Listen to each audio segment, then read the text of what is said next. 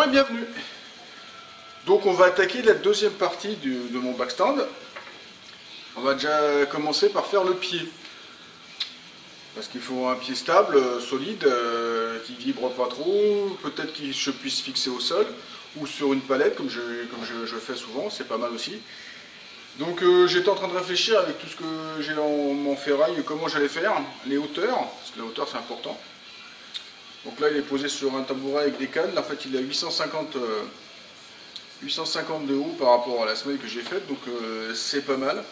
Donc il faut que j'arrive à faire ça avec ce que j'ai là. Donc j'ai divers profils, moi je vais partir sur le T très certainement. Un pied démontable, parce que si demain j'ai envie de le modifier, parce que je le fais fixe, vertical. Si demain je veux qu'il soit modifié pour pouvoir le passer à l'horizontale, avec deux positions, j'y réfléchis longtemps, pour moi j'en ai pas forcément l'utilité.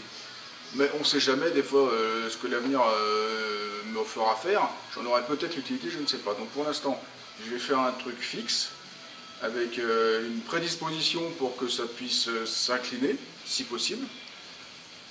C'est pas forcément compliqué, mais c'est... Voilà. Et tiens, en le disant, je viens d'avoir une idée.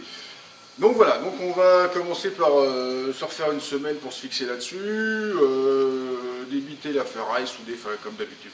Allez, on fait ça.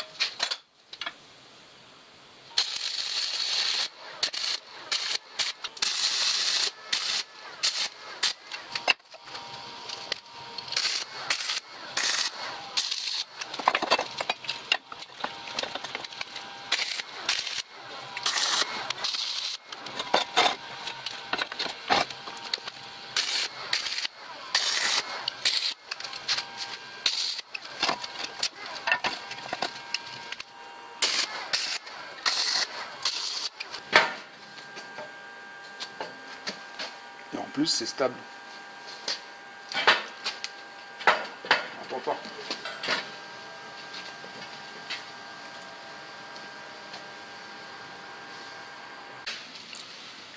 Voilà, j'ai fini les soudures tout le long.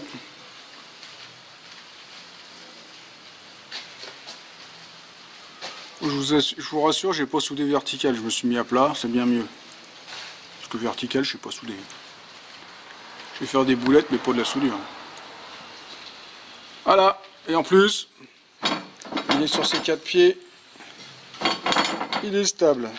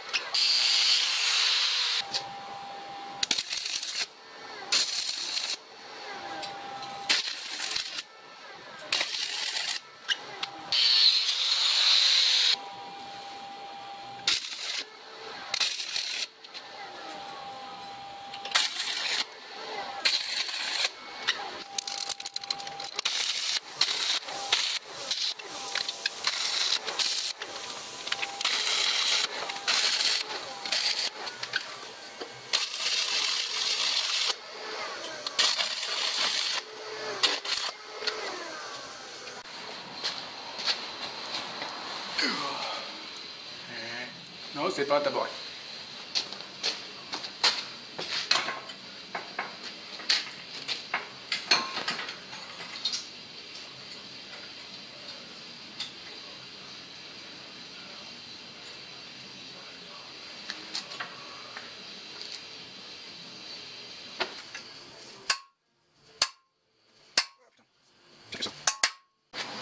Alors là, j'ai fait une petite boulette.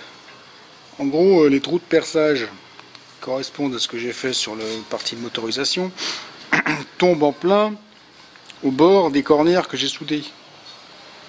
Donc impossible de mettre un écrou ou quelque chose en dessous. Donc ce que j'ai fait, c'est que j'ai fait des trous taraudés. Je vais y mettre des bouts de tige filetée. Et je les soudrerai par le dessous, ça fera des goujons. Parce que de toute façon, j'ai pas le choix.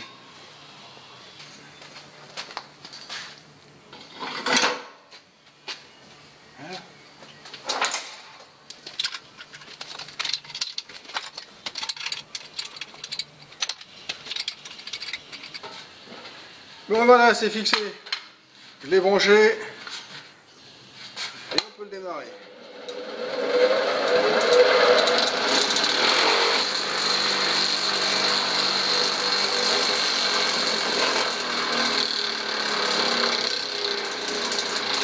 Là il se balade. C'est pas cool ça.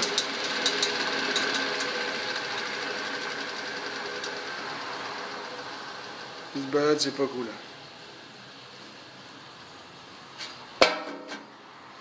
Bon, je vais continuer. Je vais continuer, mais je pense que le correcteur d'alignement, là, il m'énerve.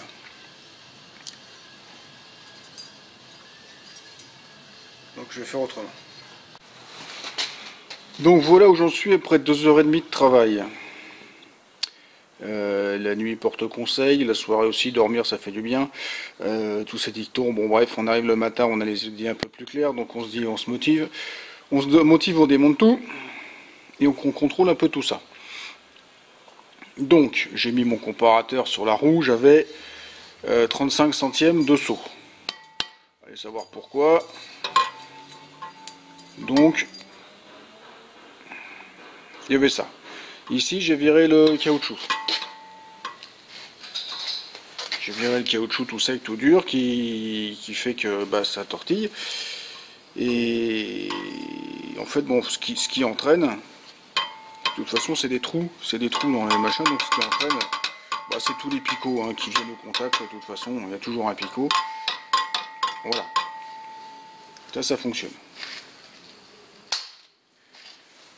Donc, ce que j'ai fait, j'ai démonté tout ça. J'ai pris tout cet axe-là, je l'ai mis sur mon équilibreuse pour voir ce qu'il y avait. Il n'y avait rien. Bizarre.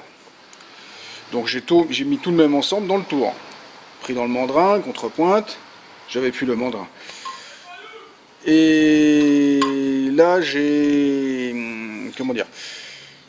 J'ai réusiné. J'ai réusiné là et là, effectivement ça tournait, il y avait des dixièmes. Donc j'ai réusiné, bah, 1 degré dans un sens, 1 degré dans l'autre, hein, comme j'avais fait pour la faire. J'ai remonté, c'était pire. J'ai viré mes équilibrages, tout ce que j'avais soudé.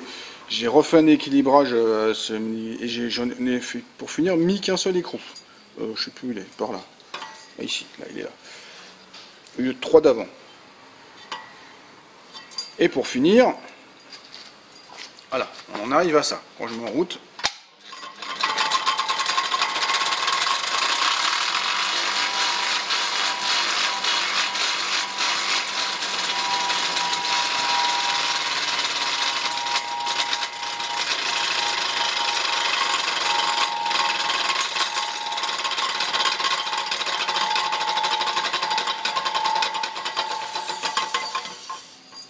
donc le correcteur d'alignement, bah, il n'arrête pas de claquer. Il glingue. Bon, bah ça, il glingue. Hein. Ça se déplace, ça vibre un peu, mais ça se déplace plus. Tout tourne pas mal. Donc là, je suis content du résultat. Mais, lui, c'est un moteur de tondeuse électrique de chez je sais pas quoi, que j'ai trouvé à la poubelle. C'est marqué 1300 watts dessus. Donc 1300 watts, c'est presque 2 chevaux quand même. C'est 2 chevaux, c'est 1472, un truc comme ça. Donc bon, on est presque à 2 chevaux. Sauf que lui chauffe. Il y a un truc de dingue. Bon, mais c'est pas le problème. Chauffer, bon, avec un extracteur, on peut faire. C'était pas le problème. On trouve une ventilation de PC. Ça, j'en ai. Avec une ventilation de PC, on peut ventiler. Non, ce qui m'inquiète, c'est ça. Je mets en route.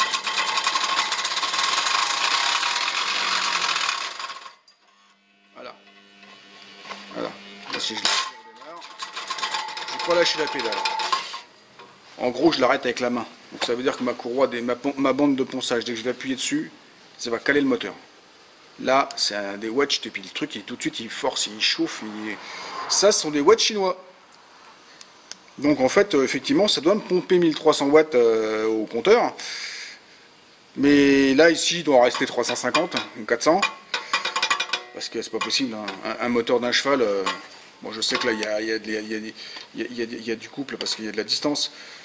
Mais ça se bloque pas comme ça, quoi. Donc, j'en suis arrivé à chercher une autre solution, parce que là, ça me plaît pas du tout. J'ai beau avoir travaillé, bon là, ça, je m'en fous. Ce que je veux, c'est que ça fonctionne. Quitte à, bah, s'il faut que je me débarrasse de tout ça, le plus important, c'est ça. Donc, voilà.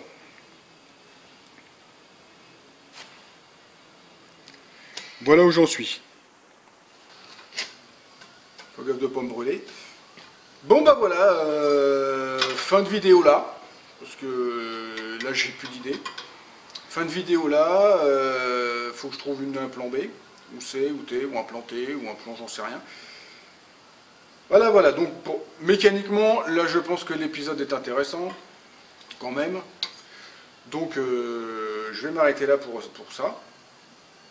Donc si ça vous a plu, si ça vous a diverti, si ça vous a changé les idées, si vous m'avez juste regardé pour me regarder couper et souder de la ferraille, bah c'est sympa.